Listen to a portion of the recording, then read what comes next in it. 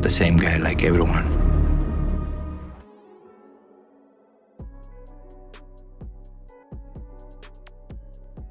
Khamzat Chimaev, apa yang muncul dalam pikiranmu ketika mendengar nama tersebut? Mungkin untuk yang kurang up to date dengan berita MMA, khususnya UFC, mereka bakal mengatakan bahwa Khamzat adalah salah satu petarung paling berbahaya dalam oktagon, bahwa dia akan menjadi juara masa depan dan akan menjadi salah satu petarung terhebat sepanjang sejarah. Tapi kalau misalnya kita bertanya kepada penggemar MMA yang sering ikutin UFC, jawaban dari pertanyaan awal tadi mungkin jauh berbeda.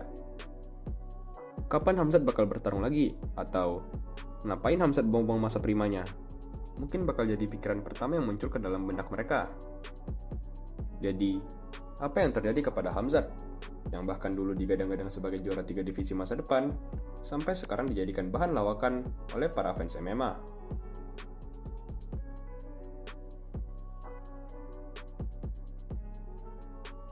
Selamat kembali ke Fight Indo. Kali ini, kita bakal berdiskusi dan membahas tentang Khamzat dan potensinya yang sampai sekarang masih belum terpenuhi. Tentu, bagi yang familiar dengan olahraga tarung, tidak perlu diperkenalkan lagi dengan nama Khamzat Chimaev, seorang petarung tak terkalahkan dari Ceknya dengan julukan Boars. Boars itu bahasa Cek dari serigala. Pada masa awal-awal ia masuk ke dalam UFC, memang banyak sekali berita dan antisipasi tentang kemampuan bertarungnya.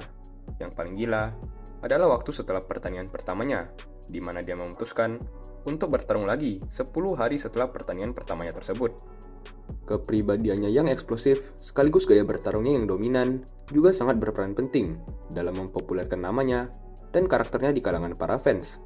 Sampai-sampai, dia sempat dijuluki gabungan gaya bertarung Khabib dan sikap gila McGregor. Akan tetapi, jika ditelusuri balik, karir Khamzat Chimaev dalam organisasi UFC memang penuh dengan komplikasi dan permasalahan. Salah satu masalah terawal dalam karirnya adalah dalam ajang UFC 279. Sebelumnya, dia sudah dijadwalkan untuk melawan Nate Diaz, salah satu veteran UFC paling dicintai oleh fanbase MMA. Pada saat ditimbang berat badannya, Khamzat dicatat kelewatan batas berat badan dalam divisi welterweight sebanyak 7,5 pounds lebih berat. Oleh karena kesalahan Khamzat tersebut, acara UFC 279 menjadi kacau balau. Setelah perombakan besar-besaran, akhirnya ditentukan bahwa Khamzat akan bertarung dengan Kevin Holland, sedangkan Nate Diaz bertarung dengan Tony Ferguson, yang merupakan veteran lain. Singkat cerita, Khamzat berhasil menang berkat submission di ronde 1.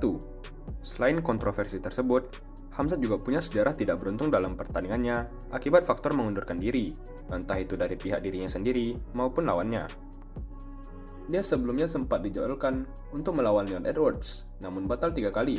Yang pertama, akibat Leon yang terkena COVID, dan yang kedua dan ketiga, akibat Khamzat dengan alasan yang sama, yaitu COVID. Lalu dia juga sempat melawan mantan juara welterweight, Kamaru Usman, akibat lawan yang sudah ditentukan, Paulo Costa, memundurkan diri akibat cedera. Pertarungan antara Usman ini juga menjadi salah satu bahan perbincangan tentang kemampuan bertarung Khamzat. Memang, Khamzat berhasil menang berkat keputusan wasit, dan kemenangan tersebut dinilai layak dan adil. Namun banyak fans yang menganggap bahwa stamina Khamzat nampak sangat rendah di ronde ketiga. Dari situ, banyak yang mengklaim bahwa apabila pertarungan tersebut berujung 5 ronde, maka stamina dari Chimaev tidak akan bisa bertahan, dan Usman mungkin akan menjadi pemenangnya.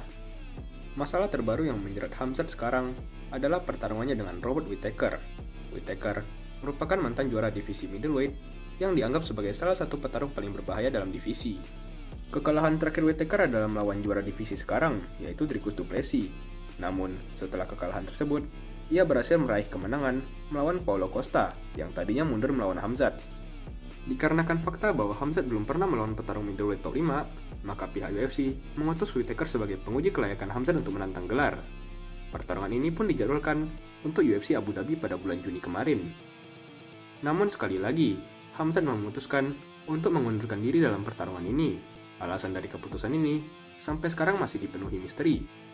Ada yang bilang Khamzat keracunan makanan, ada yang bilang Khamzat masih belum pulih dari COVID, dan bahkan ada teori lain yang mengatakan bahwa ternyata Khamzat berlatih terlalu keras, sampai-sampai tubuhnya tidak kuat lagi dan malah jatuh sakit. Sampai sekarang, masih belum ada konfirmasi resmi.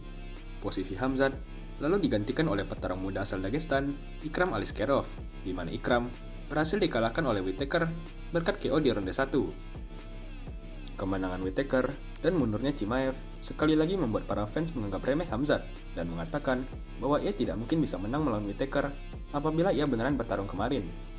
Namun tak disangka-sangka, laga Khamzat versus Whittaker malah diatur ulang dan dibuat resmi oleh pihak UFC kembali. Laga tersebut akan mengisi laga co-main event dalam ajang UFC 308 di Abu Dhabi nanti. Tentu muncul banyak protes. Banyak yang menganggap bahwa Khamzat diperlakukan secara spesial oleh pihak UFC.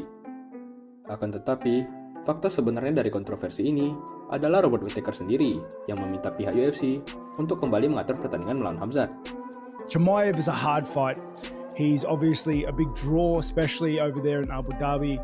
He's done the welterweight thing, he's done the middleweight thing, so he's a draw. And I know that if I beat Chimaev, there is nothing in my way to getting my belt back. Pertarungan ini bakal jadi pertandingan paling penting dalam karir Khamzat Chimaev. Apabila ia menang, maka ia bisa membuktikan semua orang yang mengatakannya seorang talenta sia-sia hanyalah omong kosong. Namun apabila ia kalah, maka kemungkinan meraih sabuk juara akan semakin redup dan mungkin bisa hilang sepenuhnya. Sebenarnya masih ada banyak topik pembahasan lain tentang Khamzat, tentunya tentang rumor dia gak bisa bertanding di Amerika, lalu yang terbaru juga ada postingan Twitternya tentang promosi kripto. Cuma tentang dua hal itu, gue masih belum terlalu berwawasan cukup untuk berkomentar. Jadi gitulah rangkuman status Khamzat Chimaev sekarang, dan pandangan beberapa fans MMA soalnya. Coba minta pendapat kalian, apakah Chimaev bisa menang melawan Whittaker?